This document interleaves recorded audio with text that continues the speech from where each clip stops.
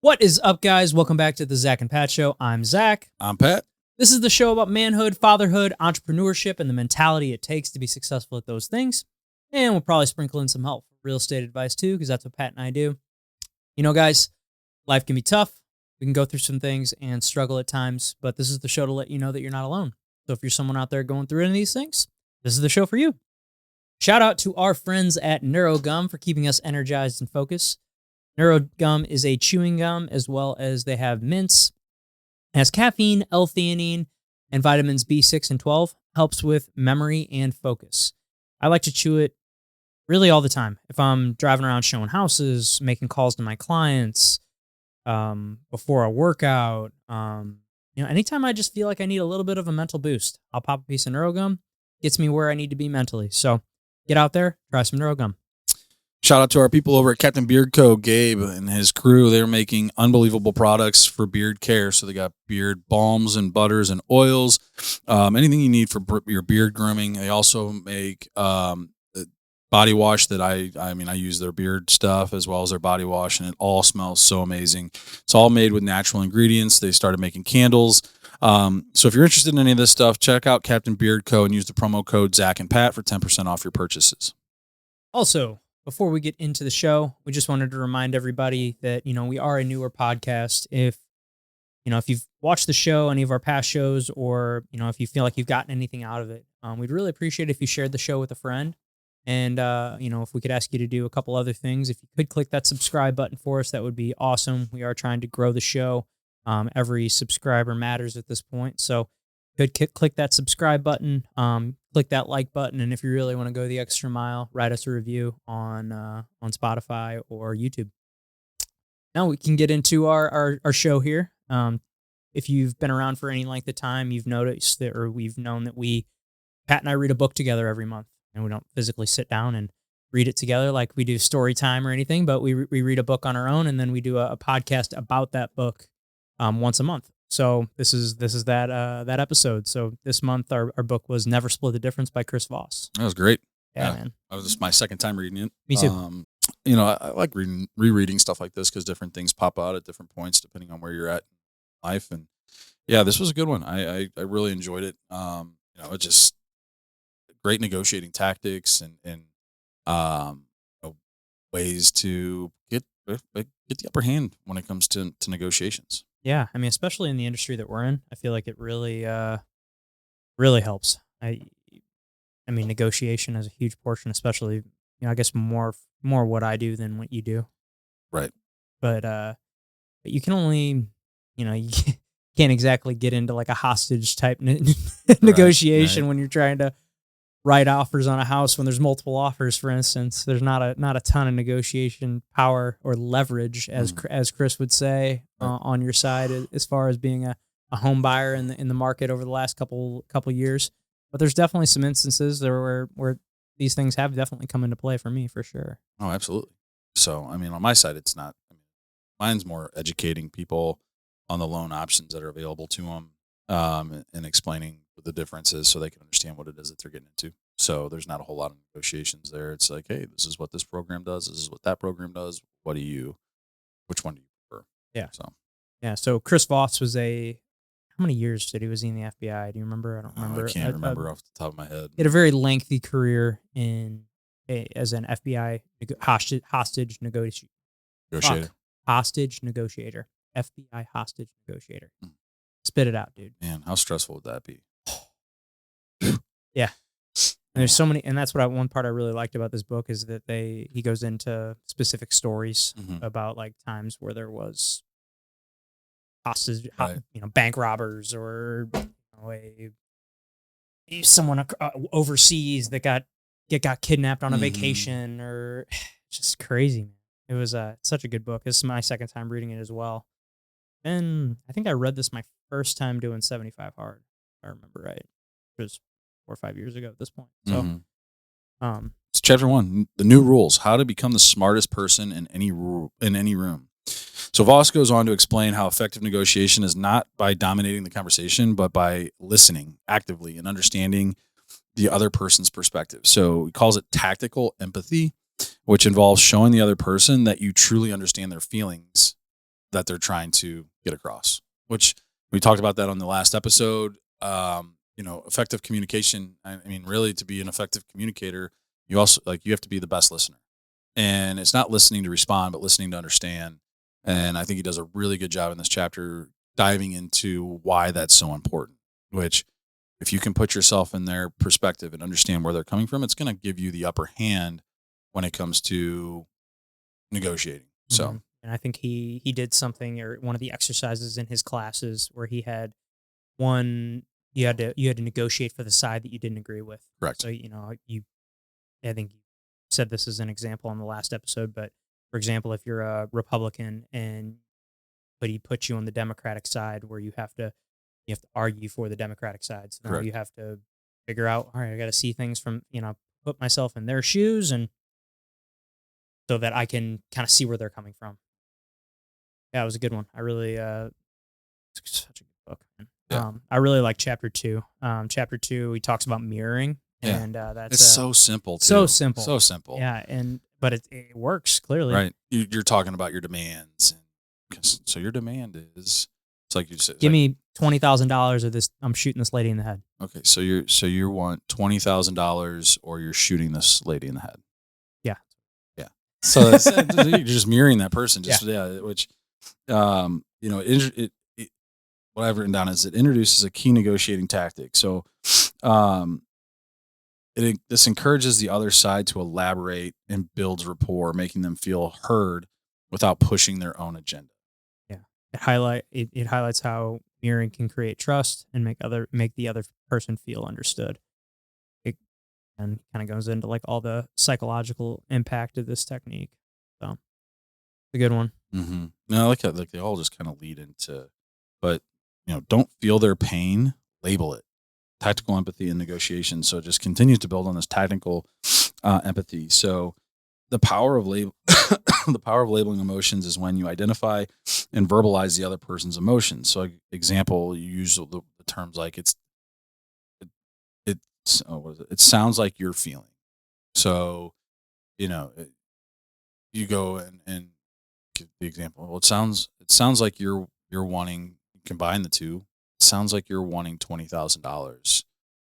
What, and then kind of go in and let them explain and let them go down. It fosters collaboration, allows you to collaborate, and listen for underlying emotions that come from that.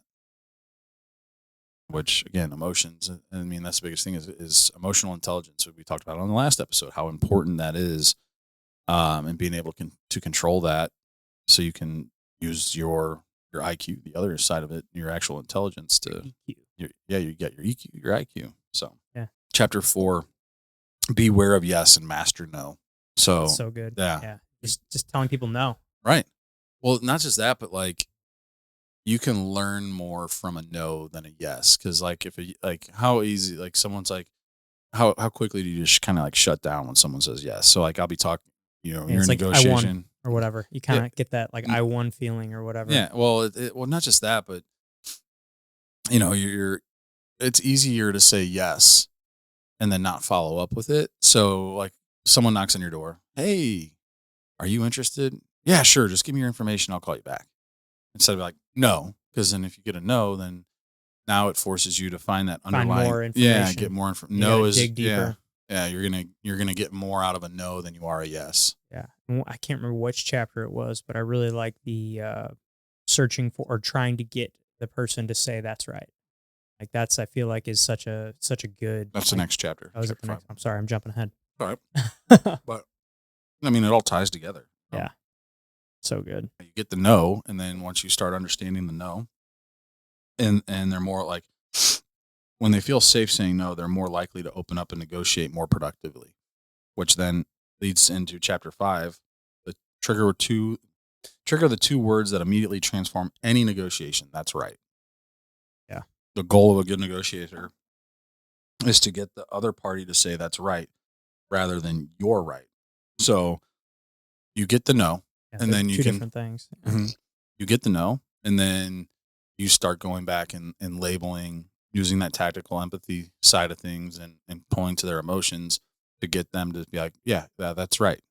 And once you have that's right, it indicates they feel understood. Yeah, once they say this, you've reached that breakthrough moment. They're acknowledging that you understand where they're coming from. Best way to trigger that's right is giving a summary, something that it identifies, rearticulates, and emotionally affirms their world. For example, how will we know we're on track? When your counterpart answers, summarize what they say until you get to that's right, and then now you know they've bought in. Yeah. Yeah, I like that. Mm-hmm.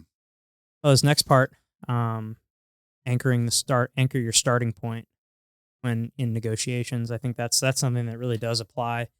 It applies to our industry for sure. I would say more in houses that have been on the market for a hot minute. Right. The house that's been sitting for 2-3 weeks. It's been a little bit. There's not really a ton in of this market if it's been on there longer than one weekend. Yeah, yeah, for sure. But anchoring that starting point in well below what your goal price is. So say the house is listed at 400,000 and I ultimately want to pay 350. He would like anchor it coming in at 320 or something, and then incrementally increasing your offers from there. I think he said like percentages. Yeah, I can't remember exactly. I want to say it was like 75%, 85%, 95% or something like that. Yep. It's really good though. I like that. Let's see. Chapter 7, create the illusion of control. This is where he's talking about calibrated questions, open-ended, thoughtful questions starting with what or how to make the other side feel like they're in control. These questions can guide them towards considering your perspective without directly telling them what to do. I like that, starting questions with how and what instead of why. He's like, avoid why questions. I remember that part. Yeah, I remember like after reading this the first time, like think of it like this: is like when you ask somebody why, they're automatically going to get like, I know when I'm asked why, I kind of get a little defensive. Like, yeah, I feel like I have to justify what I just said. Right. And even with Calvin, yeah, I noticed that. Yeah, it's when just, I'm arguing with him. Right. And it's something that I've all like, this is one of those chapters that really stuck with me. And so like every time, like now, since I've read it the first time, I've always like, I'll catch myself texting or asking a question and why, or and then I'm like, wait, how can I rephrase that to make it a how or a what? Like, why are you feeling this way? Well, how come it makes you feel that way? And allows them, because why is going to make them more defensive, like more personal, and versus how it's going to cause them to think. Yeah, because why, you hear why, it's thinking about you, but how, when I hear how, I'm thinking more of situation or all the other extenuating circumstances that are out there. Yeah. Less on like, like for example, like you got a house that's been on the market. How did you come up with that value? Not why. Why is the house listed at that price? Yeah, exactly. It automatically makes me think that you think I'm dumb or something. Yeah, where it's like, what's the process that you use to come up with this value? And you're like, well, okay, what did I do? Yeah, maybe I did fuck up, right? Or whatever it is. Yeah, it kind of gets you second guessing and allows you to, and then to answer that question, you can start telling, well, I did this, this, this, and this. And that would allow me then to be like, well, okay, so how come you use this component of it? That's not something that I normally see. What made you, decide to do that? And again, now it's getting you to open up even more, which might help me. Okay, maybe that's something new that I need to look into or what, but it's just another way to get more information out of the person without making them defensive. And that's kind of what it ultimately, the whole concept of this book is really just being able to pull information out from people. Getting as much information from somebody as you can. And I think that's one thing that you and I get by doing this podcast too, especially more when we have guests than when it's just you and I. Yeah. I'm just constantly thinking about trying to keep that person talking as far as like, okay, elaborate on that or keep going on that. Why do you say it this way or whatever it is? You can just kind of keep them going on that same thing if you feel like there's more to say, if they've got more to say. Right. Cause you got what, how, when, where, and when. Mm. You can essentially ask 5 different questions for the same, like for one of this, like for the same thing. Right. And so, I mean, it's a way. I mean, I love like this. This has been great for helping us, and we talked about it on the last one. Effectively communicating with people, but it also forces us again to listen, because if we're listening to respond, it's not really gonna do anything for us, because we like it. We want the other person to continue to communicate and like talk about what it is that they're wanting to talk about. And if we're only listening to respond, it's not really.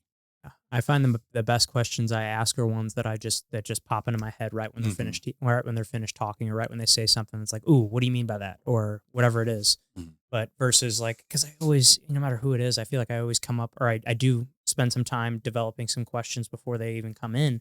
But half the time, I don't ever even answer 'em. Yeah, I ask them. they're great to They're have. there as like a It's- safety net in yes. case like there's like a lull in the conversation, and I can just like rip that one out. Right. But I never ask those most of the time, because they just there's not a point where it doesn't flow with the conversation well. Right. Like for example, like with our last guest, if while he was going over his presidential proclivities, Yeah. I didn't want to like just all of a sudden bring it back to roofing, or bring Right. it back to his hand strength exercises that he was doing, or whatever it is. Well, but that was great that he had those, because then we could, it was nice because we could just venture off of each one of those things, because there Mhm. was so many different ways and dude. tangents. So He was so great. well prepared. He Yeah. was awesome. Yeah. Jake, Thanks for well coming done, on, man. sir. But yeah, no, I mean, he had those, but it like that was what was great, is it just formed a natural conversation that we could go off in every different tangent and ask those questions to get more out of them. So I really enjoyed having him on. Yeah, he was great. Yeah.